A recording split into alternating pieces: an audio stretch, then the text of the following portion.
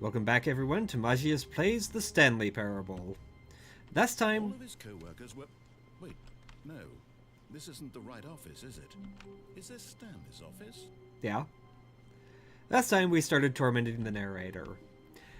This time, we're going to cause chaos.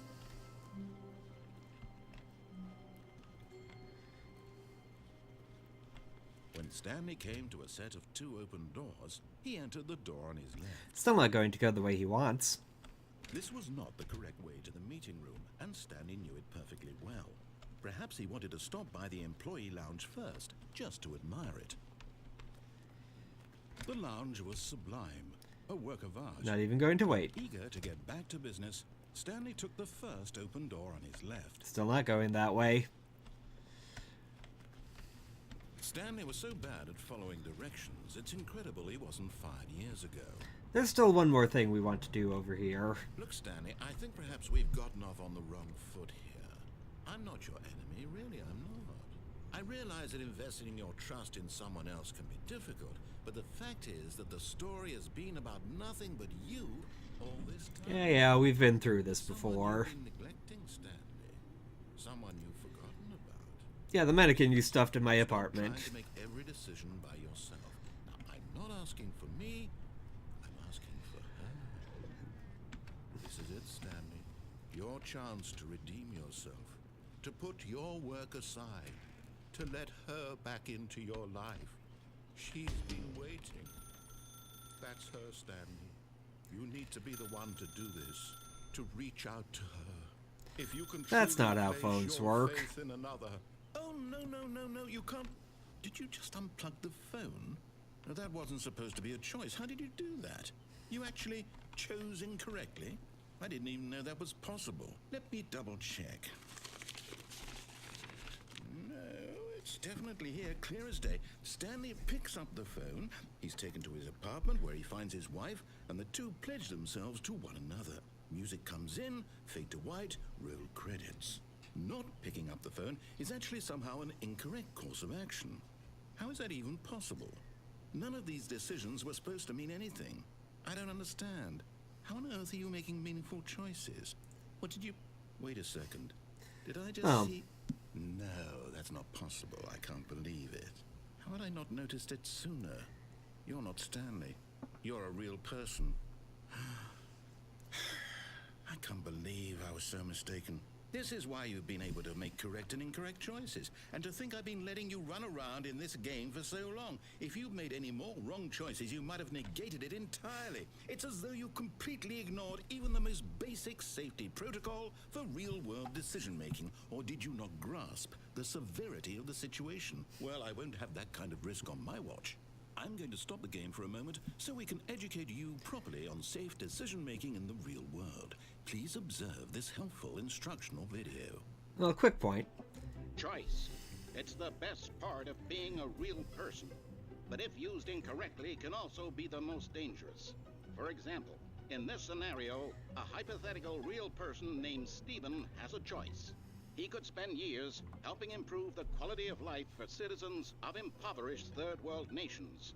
Or he could systematically set fire to every orphan living in a 30-kilometer radius of his house. Which choice would you make?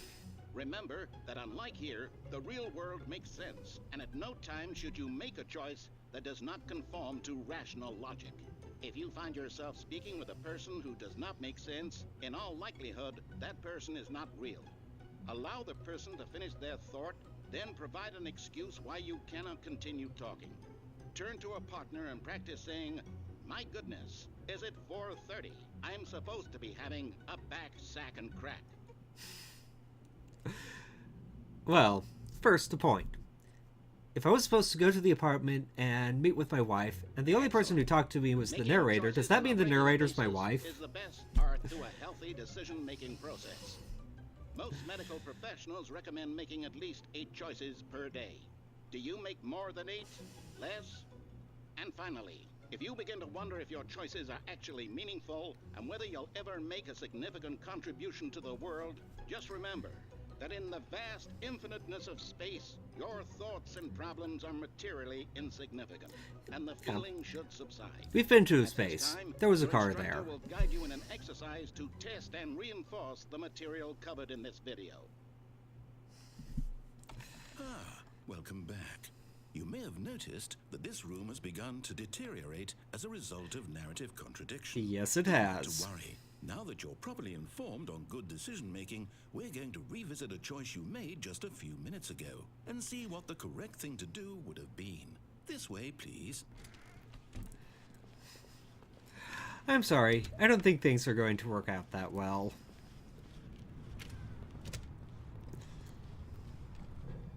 Now that we know your choices are meaningful, we can't have you jumping off the platform and dying. Imagine the main character dying senselessly halfway through the story. That story would make no sense at all. We just need to get you home as soon as possible before the narrative contradiction gets any worse. Unfortunately, it seems this place is not well equipped to deal with reality.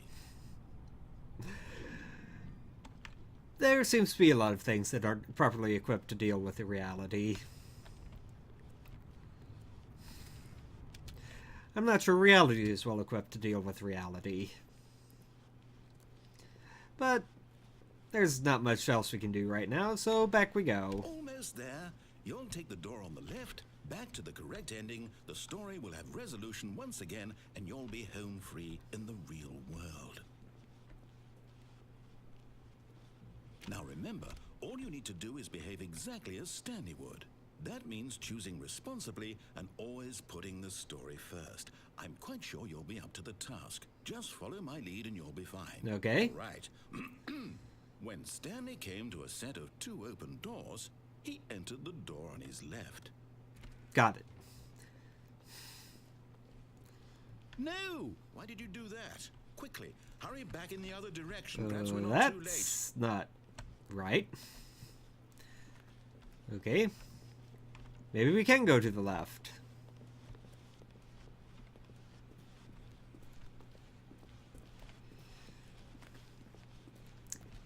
Oh dear. It's ruined. I can't believe, after everything we talked about, that my story, you've destroyed my work. Why? For what?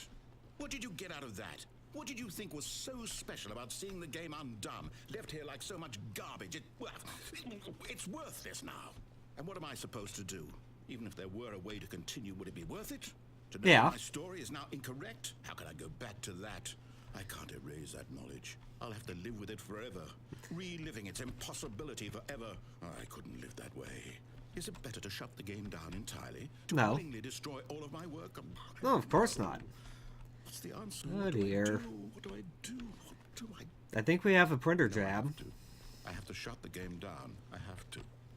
I have to.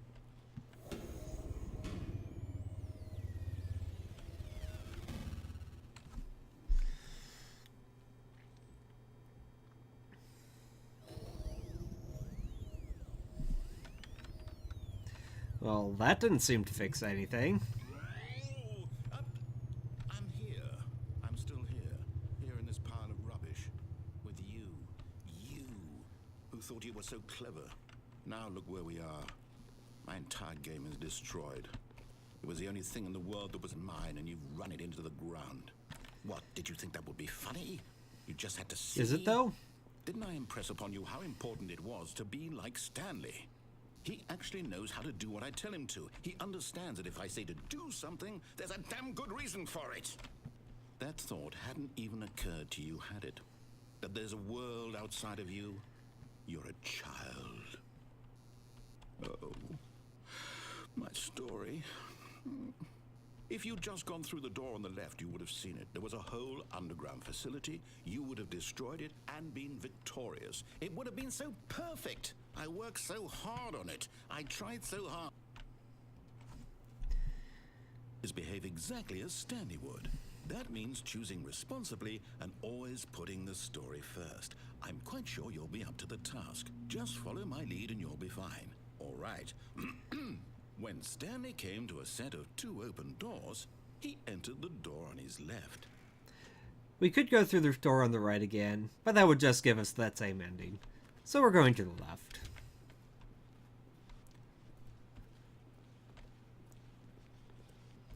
And doesn't immediately There was break. not a single person here either.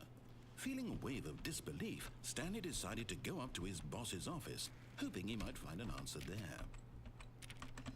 And we can't get in the broom closet again. Nor can we go downstairs. Stanley walked upstairs to his boss's office. Yeah, we'll go with that one later.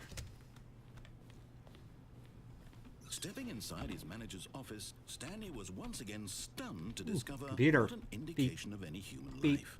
Shocked, Beep. unraveled, Beep. Stanley wondered in disbelief Aw. who orchestrated this, until he saw the door with a voice receiver next to it.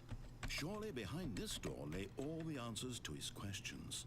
And beyond all probability, he knew the passcode. He had seen it on his boss's computer just last week. Night Shark 115. Was this the code to open the door? Would it still work? There was only one way to find out. Stanley had been trained never to speak up, but now he would draw from within himself the courage to face the unknown. He drew a sharp breath and then spoke the code. Night Shark 115.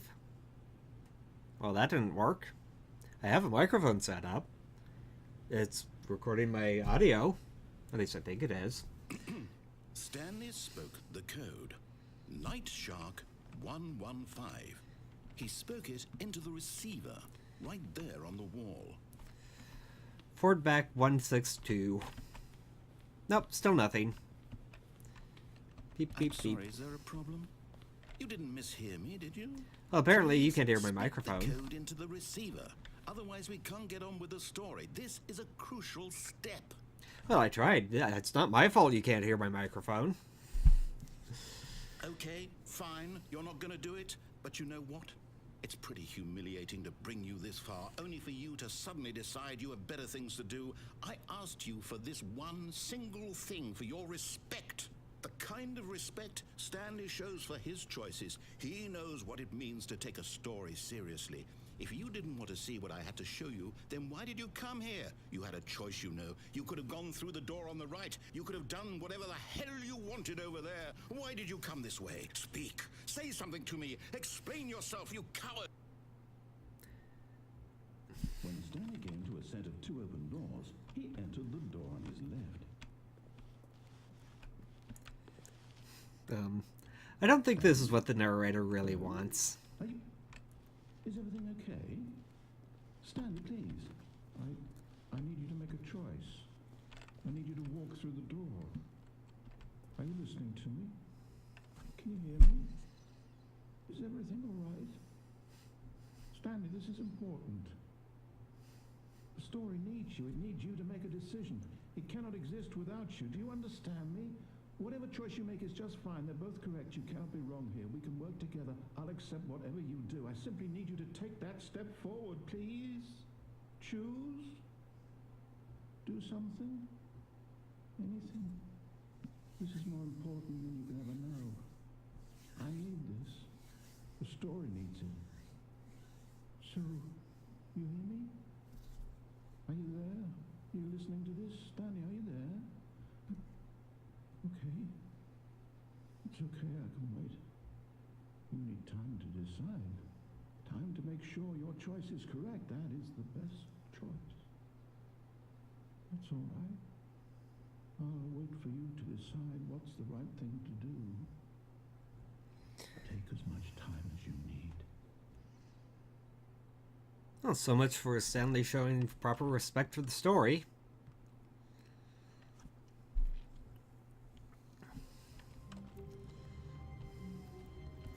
And Stanley decided to go to the meeting room to check on his co-workers. He never functioned well by himself and constantly needed support and guidance from others, so the thought of total solitude was terrifying to him. we get to have even more Stanley fun. came to a set of two open doors. He entered the door on his left. Now, we're This almost led done with this directly path. to the meeting room, and Stanley knew it perfectly well. Perhaps he wanted to stop by the employee lounge first, just to admire it.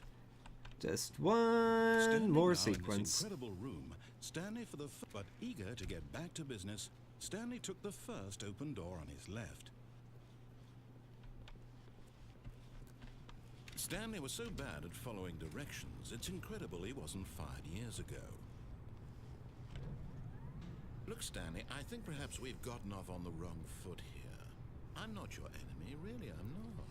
I realize that investing your trust in someone else can be difficult, but the fact is that the story has been about nothing but you all this time. There's someone you've been neglecting, Stanley. What? Really?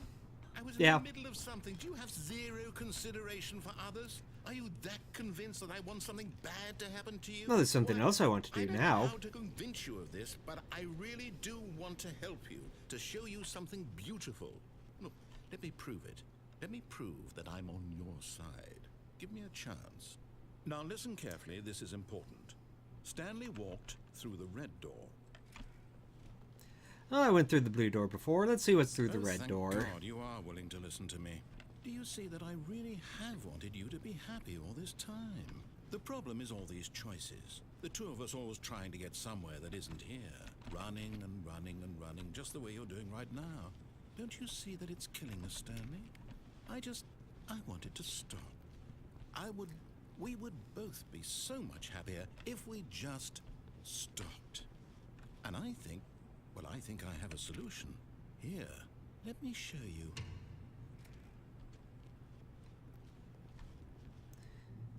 Okay, what's through the door? What do we want? What are we looking for? Here. Stars. If we just stay right here, right in this moment with this place, Stanley, I think I feel happy. I feel Actually bored. Feel happy. No, wait. Where are you going? Exploring. What do you think no. I would do? Stay away from those stairs. If you hurt yourself, if you die, the game will reset. We'll lose all of this. That doesn't seem so bad to me. Stanley, let me stay here. Don't take this from me. That is an awful far drop, though. Well, there's nowhere else for me to go, so... Please, Wee crunch. Oh, thank No? God. You lived. You had me worried there for a... No. What are you doing, Stanley? Please, I'm asking you not to take this away from me. I can't go back to what I was before. If you die, Well, that wasn't so bad. Why are you doing this? So, here we go again.